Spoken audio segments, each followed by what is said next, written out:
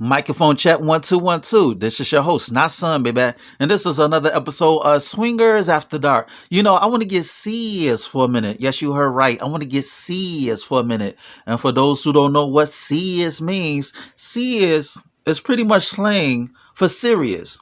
So I want to get serious for a minute. And we're living in these new times and this new age, the new world order due to the pandemic. Now, whether you believe that the pandemic is a scamdemic or a plandemic, that's on you. But one thing's for sure and two things for certain, the pandemic is affecting a lot of people, whether directly or indirectly. You have people who lost jobs and loved ones due to this pandemic. And a lot of people, they have their opinions about this pandemic, whether they think is nature doing its thing or is man-made, because in the 90s you had cartoons and you had a lot of doomsday tarot cards engage in what I say is predictive programming. They predicted the future. Like you had like cartoons who predicted like the storming of the White House when they rioted the White House. And you had a lot of tarot cards, like these doomsday tarot cards that talked about like a major virus is going to hit the nation or the world in general, and you have a lot of military lockdowns, and a lot of chaos is going on because of a virus, and this, then the third, which led people to believe that this whole pandemic was planned for whatever reason. It could be population control, or it could control the people in general, like a way to control people in more ways than one. And I say that to say, regardless of your beliefs about this pandemic, regardless of what you think and what you believe, the point is that we're all in this together. And, I'm going to speak on life in general, because even before the pandemic, you had people who thought that they were dealt a bad hand in life. You understand me? You had people who felt like they were disenfranchised and they were downtrodden because they were living in destitute, and it was like their whole life was in shambles. And I say that to say, you could always overcome the script. You could always rewrite your life script. Now, you have a lot of people who also believe that your life is written from the womb to the tomb.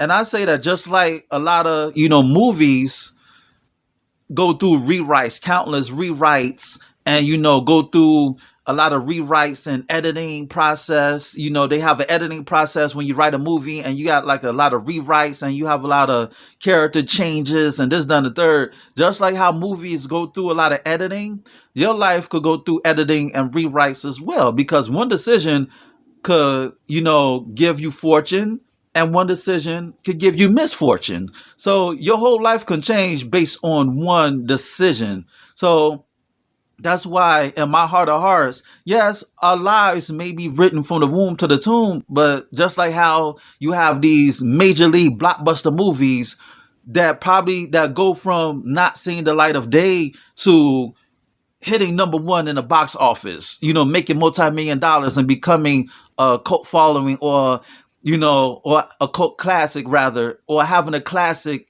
or becoming a classic, like a universal classic. So just like how you have a lot of movies that become a classic when at the beginning of the production of the movie, the directors and the writers and the producers, they didn't think that the movie was going to get made for various reasons.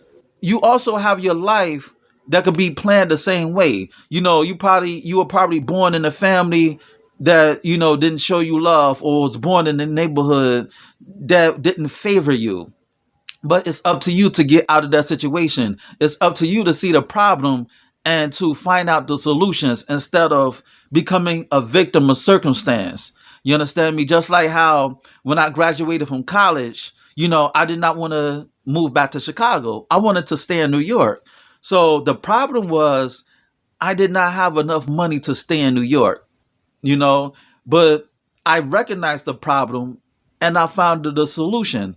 The solution was I should work two jobs so I could finance my own room, so I could bankroll my own room, and I rented out a room and a house. It wasn't the ideal situation because I was living with other people, but the point was I was able to bankroll a room. I was able to stay in New York, and I was able to execute the vision that I had in my mind.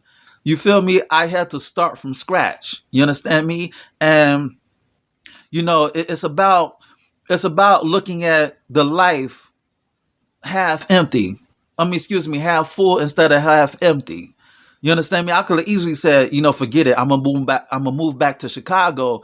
But my success, when I'm successful, is when I'm in a situation, is when I'm down. I'm successful when I'm down, when I'm not at the place where I want to be, because that lets me know I need to get on my grind. I need to figure out a way to get to the point where I see myself in. Get to the point where, I want to become the man I want to be, or live in a situation that I envision myself to be in. So if I feel like I'm downtrodden, I don't look at myself as a victim. I look at it as an opportunity to bust my butt to get where I want to be and to go where I want to find myself in. It's about the journey to me, not the destination. It's about the journey.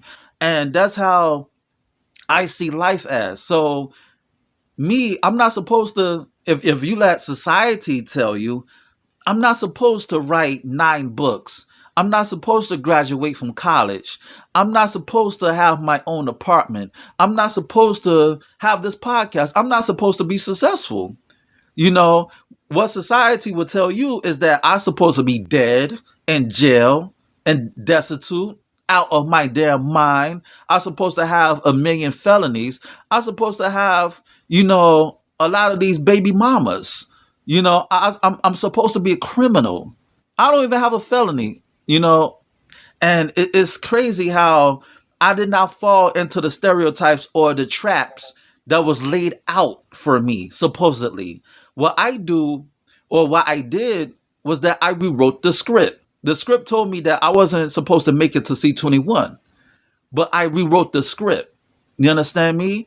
So I rewrote the script based on the decisions that I made and based on who I decide to associate with, because your associations can also, exacerbate your demise. So I changed my circle and made sure that I'm around people who are more successful than I am, so they could lead by example, and so I could see the blueprint of how I should move. I had the blueprint in front of me, because iron sharpens steel.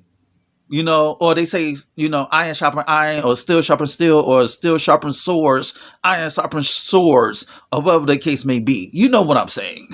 But is you are the company you keep.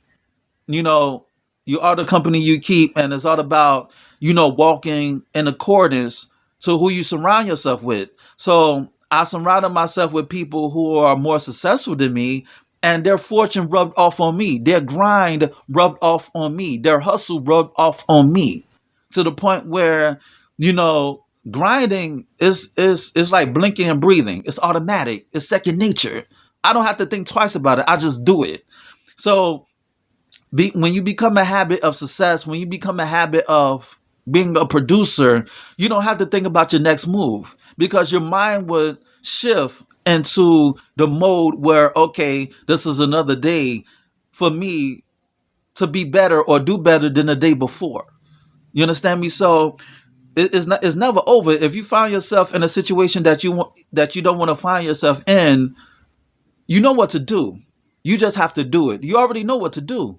You recognize that, okay, this is not the situation where I want to be in. So the question is, what am I going to do about it? And how am I going to go about doing it? The problem is there, and you know the solution. So you have to put the solution in motion. The potential energy has to be transformed into kinetic energy. Potential energy is what you see in front of you. The kinetic energy is putting your plans in motion. You have goals, so set the plans to accomplish those goals by having kinetic energy. Kinetic energy is energy in motion. You understand me? It's like the potential energy is the car, and the kinetic energy is putting the key in the ignition and having enough fuel and gas to move the car, and making sure that your transmission is on point. You understand me? You don't need a luxury car. You could ride a hoopty.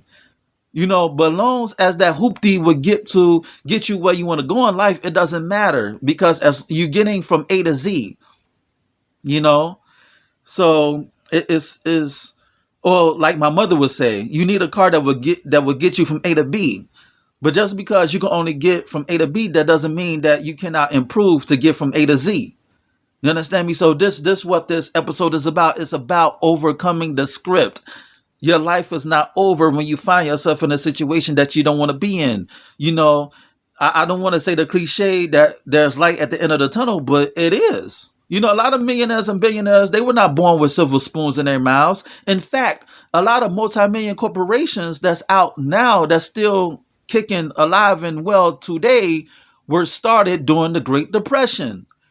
Why? Because the CEOs and the founders of those companies saw a problem and they had a solution to the problem instead of sulking like victims. So you're never a victim. Why? Because you have a rulership mentality. When you have a rulership mentality, you will never see yourself as the victim, regardless of your situation, circumstance, and your predicament. You will seize the opportunity. You will see the problem as the opportunity to overcome and rise to the occasion, because you're the captain of your ship and you're the master of your destiny. So once again, yes, do I believe that our lives are scripted from womb to the tomb? Yes, I do. But just like a lot of these blockbuster movies that became classics that were originally not supposed to see the light of day, I firmly believe that you could also rewrite the script. You could change the characters in your life, because a lot of people in your life, they're not meant to see the end of your movie. So your life is like a movie, and a lot of characters that come into your life, you could either kill them off, not literally, not literally. I'm saying figuratively.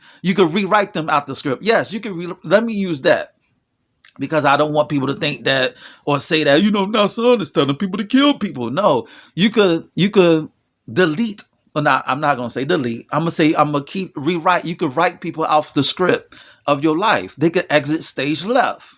You understand me? And you're going to write the movie with stars, like a star-studded movie that has all the ingredients to become a classic.